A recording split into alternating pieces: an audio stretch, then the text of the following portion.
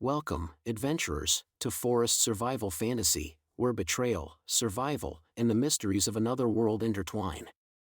Our story begins with a triumphant prince, a hero returning to his kingdom after defeating invading enemies and monsters, a feat of unparalleled courage. But in the shadows, his elder brother, envious of his glory and desperate to mask his own corruption and failures, plotted a cruel betrayal. Poisoned and cast into the depths of the Hombema Forest, the prince is left to die, his body now a vessel for a wandering soul from another world.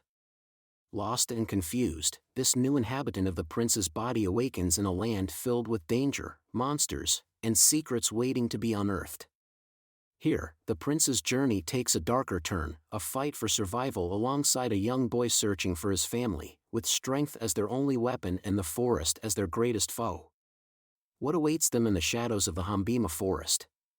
Can the prince's stolen body and soul uncover the truth behind the betrayal, and will they make it out alive? Grab your torches and your courage, because this story is about to begin. This is Forest Survival Fantasy. The clash of steel rang loud in the prince's ears as the final battle came to an end. The once vast army of invading monsters lay defeated, their twisted bodies strewn across the battlefield. Prince Kaelen, bloodied but victorious, stood tall among the ruins of what was once a great threat to his kingdom. His soldiers cheered, chanting his name as the hero who had saved them all. But in the shadows of this victory, another battle was being waged, one Kaelen could not see. His elder brother, Prince Darien, watched with a cold sneer from the sidelines. For years, Darien had lived under the weight of his failures, corruption, incompetence, and a growing disdain from their people. Kaelen's triumphs only deepened the divide between the brothers, feeding Darien's jealousy until it consumed him entirely. Darien made a choice. He would not let Kaelen return to the capital as the kingdom's savior. He would ensure the people sang his name instead, taking credit for the prince's hard-won glory. And so, with poison concealed in a goblet of wine, Darien offered his younger brother a toast on the eve of their return. "To my brave brother, the hero of the realm," Darien had said, his voice laced with false warmth. Kaelen drank deeply, unaware of the treachery in the gesture. Moments later, the poison took hold, sending him into a paralyzing darkness. When Kaelen awoke, his body was weak, his limbs heavy as if filled with lead. The forest canopy loomed above him, blocking out the light of the sun. He was no longer on the road back to the capital, he was in the heart of the Hombema Forest, a place feared and shunned for its deadly creatures and eerie legends. Memories of the betrayal rushed back, but before he could piece them together, Kaelen realized something was off. His thoughts felt fractured, as if they were not entirely his own. A sharp panic set in as he realized his body didn't feel like his anymore. His movements were clumsy, his strength drained. And deep within him, a voice, his own voice, yet foreign, echoed with confusion. "Where am I?" the voice whispered, trembling with fear. It wasn't Kaelen speaking. It was someone else, a soul from another world, now trapped within the prince's poisoned body.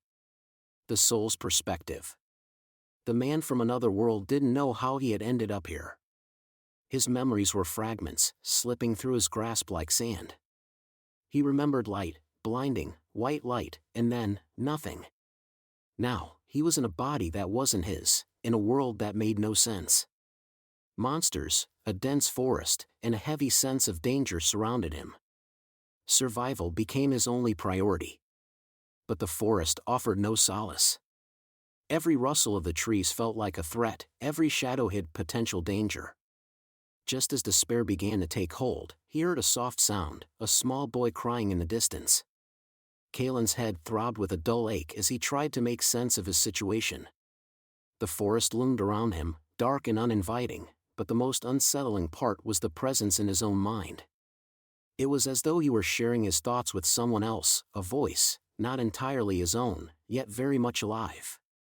The man from another world paced in the prince's body, feeling every movement awkward and unfamiliar. He stopped abruptly, staring down at his hands. This isn't my body," he muttered, his voice trembling. "What is happening? Where am I?" At that moment, a second voice echoed in his mind, a strong, commanding tone. "Who are you, And what are you doing in my body? The man froze, his eyes darting around as though searching for the source of the voice. What? Who said that? I did, the voice replied, Prince Kaelen of Ivoles, rightful heir to the throne. And you, whoever you are, have invaded my body. The prince's soul sighed, though his tone was firm. If that's true, then I demand an explanation. How did you end up in my body?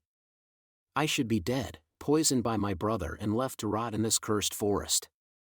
The man tried to respond but stopped short. His memories were a haze, fragments of light and shadow that refused to piece themselves together. I don't know, he admitted quietly.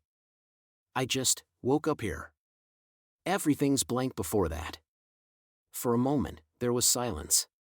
Then Kaelen's voice returned, this time calmer, almost resigned. If that's true, then you're no more my enemy than my brother. I don't know how this is possible, but I do know why I'm still here. Kaelen's memory pulled him back to the night before the battle, when his trusted magician had handed him an enchanted lock. The object, shaped like a small, intricately carved amulet, had been bound with a powerful spell designed to tether his soul to his body should he ever face grave danger. This lock is the reason I'm still here, Kaelen explained. The magic was meant to preserve my soul if I were gravely injured or killed. But I never imagined my body would become home to someone else. The man ran a hand through his hair, his panic replaced by a deep unease. So, you're still here because of this lock? And now we're both stuck like this? Kaelen's voice was sharp. For now. But if we're going to survive this forest, we need to work together. I know this land, its dangers, and the creatures lurking within it. You'll need my knowledge to stay alive. The man hesitated but nodded. Fine. But this isn't my fight, I'm just trying to survive long enough to figure out how to leave this world. Kaelen's tone softened slightly, though his resolve remained strong. If you want to survive, then survival is our shared goal. We'll figure out the rest later. The man from another world adjusted to the weight of the prince's body as they stumbled through the forest, their shared consciousness still tense from the uneasy alliance. It wasn't long before they heard the faint rustle of leaves and snapping twigs. The noise wasn't threatening, but it carried a sense of vulnerability. Kaelen's voice broke through the man's thoughts. There's someone ahead. The man followed the sound, his steps cautious, until he saw a small figure huddled under a large tree. It was a boy, no older than 10, with messy hair and tear-streaked cheeks. He clutched a crude wooden stick, his knuckles white from gripping it too tightly. Hey, the man called softly, trying not to scare the child. The boy jumped but didn't run. His wide, frightened eyes locked onto the man. It's okay. I'm not going to hurt you. The boy didn't answer immediately. His lips trembled, and his small body quivered like a cornered animal. Then, with a hesitant voice, he asked, Are you a guard? The question startled the man. No, I'm not a guard. He stopped himself, unsure how to explain. I'm just someone trying to survive this forest. What about you? Why are you here? The boy hesitated before answering. I'm looking for my family. The village guards said my mom and dad went into the forest to find me. They told me they saw them leaving the village, but I can't find them anywhere. Kaelen's voice hummed thoughtfully in the man's mind. Something's wrong. No parent would willingly enter Hombema Forest, especially not with their child missing. The guards might be lying. The man frowned. You said the guards told you this? Why would they let you come into the forest alone? The boy looked down, his small hands clenching the stick even tighter. They said it was my fault. That if I didn't come back, my parents went to find me and got lost. They said, it's because I'm bad luck. Anger flared in the man's chest, but it wasn't entirely his own. Kaelen's fury bled into him, the prince's sense of justice overriding his confusion. This boy is a victim of manipulation, Kaelen growled. The villagers are using him as a scapegoat. The man knelt down to the boy's level, softening his tone. Listen to me. This isn't your fault. No child deserves to be blamed for something like this. The boy's eyes welled with tears. You don't understand. They hate my family. They always say my dad is lazy and my mom is too proud. They think we don't deserve to live in the village, but we never did anything wrong. The man exchanged a glance with Kaelen in his mind, their thoughts momentarily aligning. The villagers didn't send him here to find his parents, Kaelen said grimly. They sent him here to die. Back in the village. The village of Thornmere sat on the edge of Hombema Forest, its crooked wooden houses leaning against one another like conspirators. The villagers whispered among themselves, their eyes darting toward the forest's edge. They spoke in hushed tones, but their words carried the weight of malice. The boy hasn't come back, muttered an older woman, her voice tinged with satisfaction. Good riddance. Do you think the parents actually went into the forest after him? Asked the younger man, nervously fiddling with the hem of his shirt. A burly man with a thick beard shook his head. They're too smart for that. They wouldn't risk their lives for the brat. No, they probably ran off to another village to avoid the debt they owe us. The group chuckled darkly, their laughter echoing with cruelty. The guards, standing near the village gate, exchanged knowing smirks. We told the boy what he wanted to hear, one of them said with a shrug. If he believes his parents went into the forest, that's his problem. We're not going to waste time chasing after a family of freeloaders. But what if he makes it back? The younger man asked, a hint of fear in his voice. What if he survives? The bearded man scoffed. No one survives Hombema Forest. Not a child, and certainly not his good-for-nothing parents. If they're smart, they'll stay lost. Back in the forest. The boy's sobs had quieted, though his tears still streaked his cheeks. The man from another world, now fully determined to protect him, held out a hand. We'll find your family. Together. The boy hesitated, then nodded. He didn't entirely trust this stranger, but he had no one else. My name is Rio. The man gave a faint smile. I don't remember my name, but you can call me Chris. Kaelen's voice cut in, amused despite the situation. Chris? Really? That's the best you could come up with? Chris ignored him, focusing on the boy. Stay close to me, Rio. This forest is dangerous, but we'll get through it. Unbeknownst to them, shadows moved deeper in the forest, drawn by their presence. The creatures of Hombema were watching, waiting. And ahead of them, a new threat loomed. The betrayed adventurer they had seen earlier was closer than they realized. The Duke's tale. Kaelen's body stumbled through the forest as the man inhabiting it tried to adjust to his unfamiliar, youthful limbs. Every movement felt alien, as if he were a puppeteer operating strings too tightly wound. His mind swirled with confusion, flickers of his past life breaking through the haze. Why am I here? The man thought, his voice trembling in the quiet of his shared consciousness. Kaelen's voice echoed within, calm but tinged with irritation. You're asking the wrong person. This is my body, after all. I should be the one asking you that question. The man sighed internally. He could feel Kaelen's presence pressing against him, like a persistent shadow refusing to fade. It wasn't hostile, but it wasn't exactly welcoming either. I don't even know who I am, the man muttered aloud, though he knew Kaelen could hear his thoughts. Slowly, pieces of memory began to surface, like fragments of glass reflecting faint light. Memories of a duke.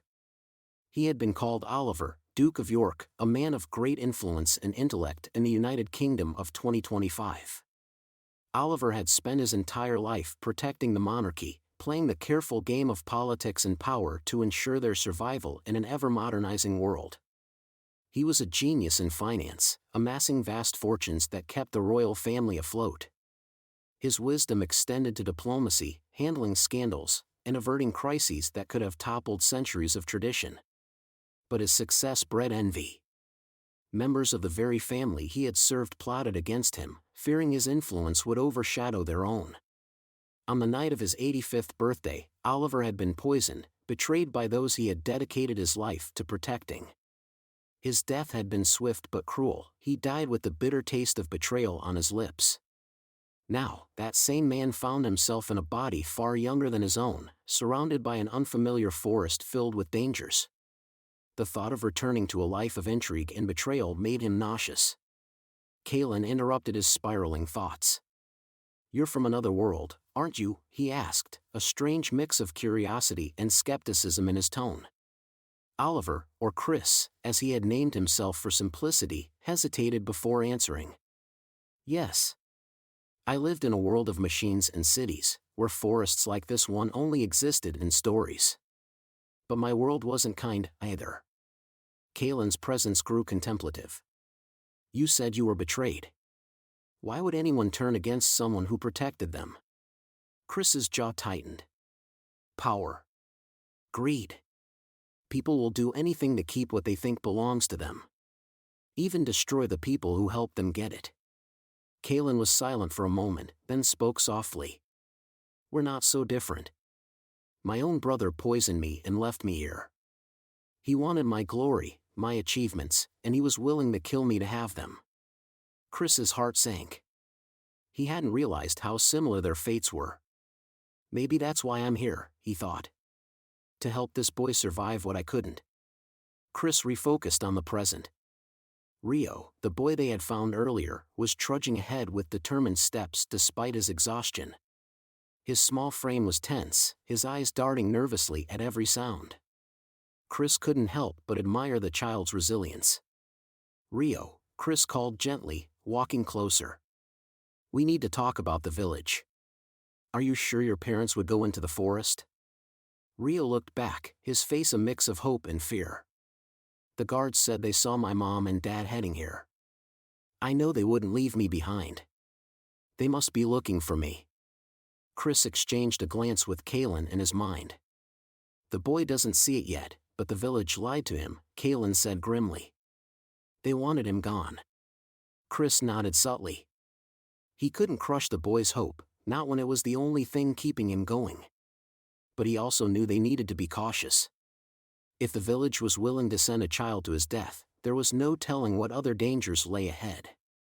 The betrayal of adventurers. As they moved deeper into the forest, the sound of raised voices reached their ears. Chris motioned for Rio to stay behind as he crept closer to investigate. Through the dense trees, he saw 3 figures locked in a deadly confrontation. 2 adventurers, a wiry man with a dagger and a tall woman wielding a staff, were circling a third, a muscular man clutching a longsword. The muscular man looked battered but defiant, his eyes blazing with anger. "You're just dead weight," the wiry man sneered. "The loot will go further without you slowing us down." The woman smirked. "We're doing you a favor. You'll be dead before the monsters get you." Chris's grip on his stolen sword tightened. He whispered to Kaelen, "What do you think?" "We help him," Kaelen said immediately. "No one deserves to be betrayed like that." Chris stepped into the clearing, his voice steady and commanding.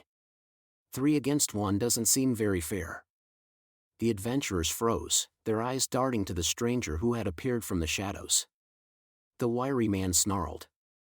"This isn't your fight, outsider."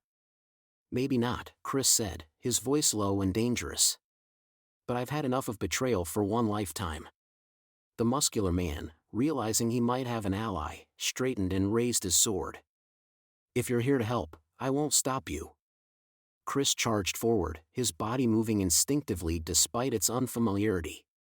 Kaelen's memories of swordplay flowed through him, guiding his strikes as he fought alongside the betrayed adventurer. Rio, watching from the shadows, clutched his stick tightly, his eyes wide with a mix of fear and admiration.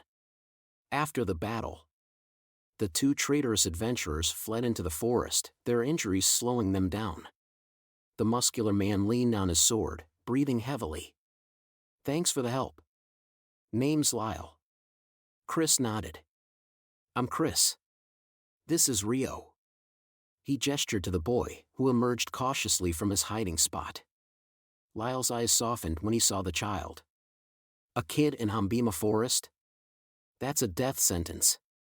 Chris's expression hardened. "Not if I can help it. We're looking for his family." "Have you seen anyone else in the forest?" Lyle shook his head. No, but there's a village up ahead. The people there might know something. Chris's stomach turned. If the village Lyle mentioned was anything like Rio's, they were in for more trouble. But it was their only lead. Kaelen's voice echoed in his mind. Be careful, Chris. Not everyone can be trusted. Chris nodded inwardly. I know. But we don't have a choice. And with that, they continued deeper into the forest, their fates intertwined by betrayal, survival, and the hope of finding the truth. The forest village, a refuge of secrets. As Chris, Rio, and Lyle pushed forward, the forest began to change. The dense canopy opened up just slightly, letting slivers of light seep through. The eerie stillness of the forest gave way to muffled sounds, laughter, chatter, the clanging of metal against metal. It was a strange juxtaposition, the sound of life in a place that felt so devoid of it. What's that? Rio asked, his voice filled with a mixture of curiosity and unease. That, Lyle said with a grim smile, is the forest village. Some call it a haven, others call it a trap. Chris frowned. What do you mean? It's a village built deep in Hombema Forest, Lyle explained. Most adventurers who lose their way end up here. Some decide to stay, unable or unwilling to face the dangers of the forest again. But the village isn't as safe as it looks. People are desperate. Trust is hard to come by. Kaelen's voice hummed in Chris's mind. Desperation breeds darkness. Be careful. A strange welcome. When they finally stepped into the village, it was both mesmerizing and unsettling.